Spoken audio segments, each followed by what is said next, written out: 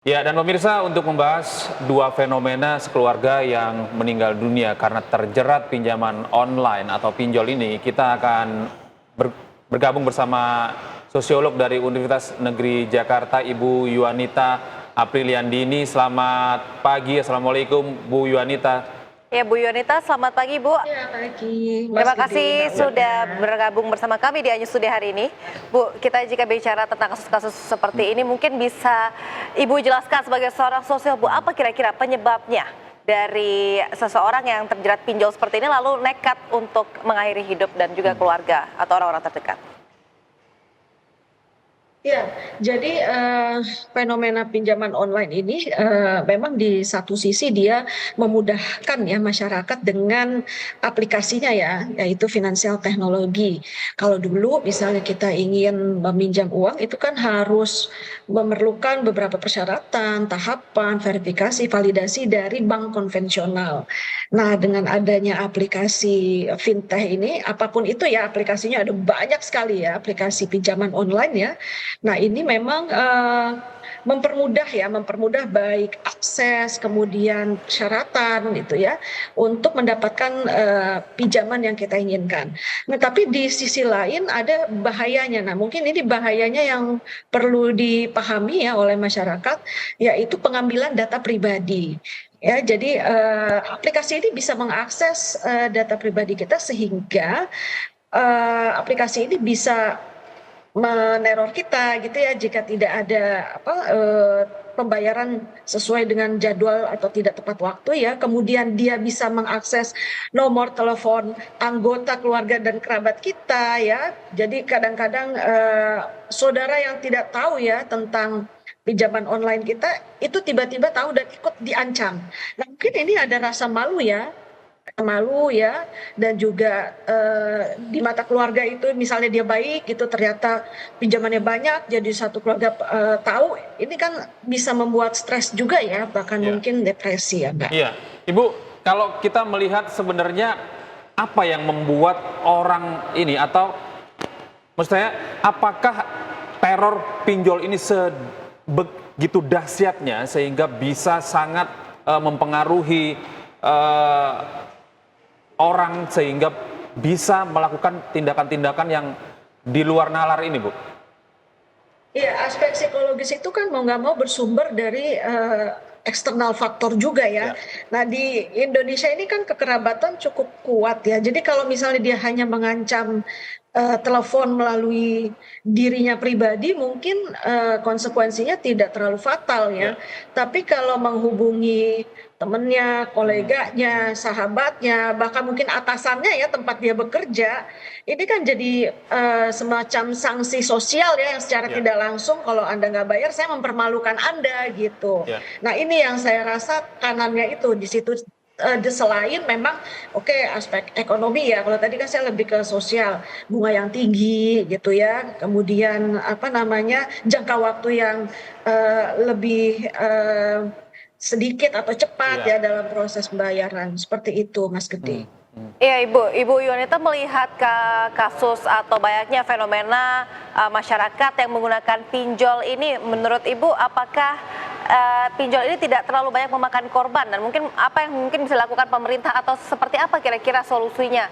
Karena memang mengingat sekarang pinjol ini banyak juga yang menjerat anak-anak di bawah umur, itu berarti memang persyaratan untuk bisa mendapatkan pinjaman online ini cenderung mudah ya, Ibu?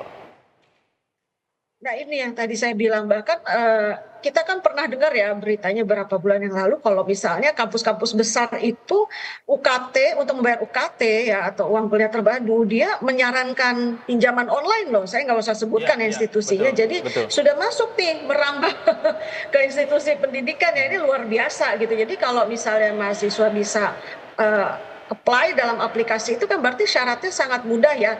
Nah, di sini memang butuh yang namanya literasi keuangan ya. Yang pasti jika meminjam dari pinjol itu pertama kali dicari apakah dia terdaftar gitu ya di OJK, itu Ya, satu. Kemudian yang kedua, kalau kita pinjam kita kan harus tahu ya kemampuan finansial kita ya, bayar berapa ya per bulan disisihkan dari pendapatan ya. Kalau mahasiswa yang belum bekerja ini agak sulit. Kalau misalnya tadi korban buruh serabutan ya atau tenaga kerja serabutan ini kan juga sulit karena setiap bulan dia harus masuk kan cicilan itu. Ya. Nah ini memang harus ada edukasi ya, Ya. sosialisasi ya tentang literasi keuangan itu Bu sendiri. Yuanita, ini kalau kita lihat pinjol ini sepertinya semakin marak dan orang semakin banyak begitu ya yang terjerat dengan pinjol. Apakah ini menjadi bentuk pergeseran nilai terhadap individualisme yang semakin Tinggi ya?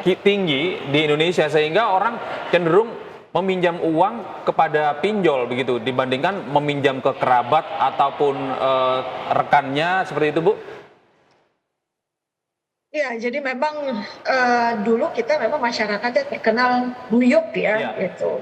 Jadi memang tempat peminjaman uang teraman itu memang dari keluarga gitu ya.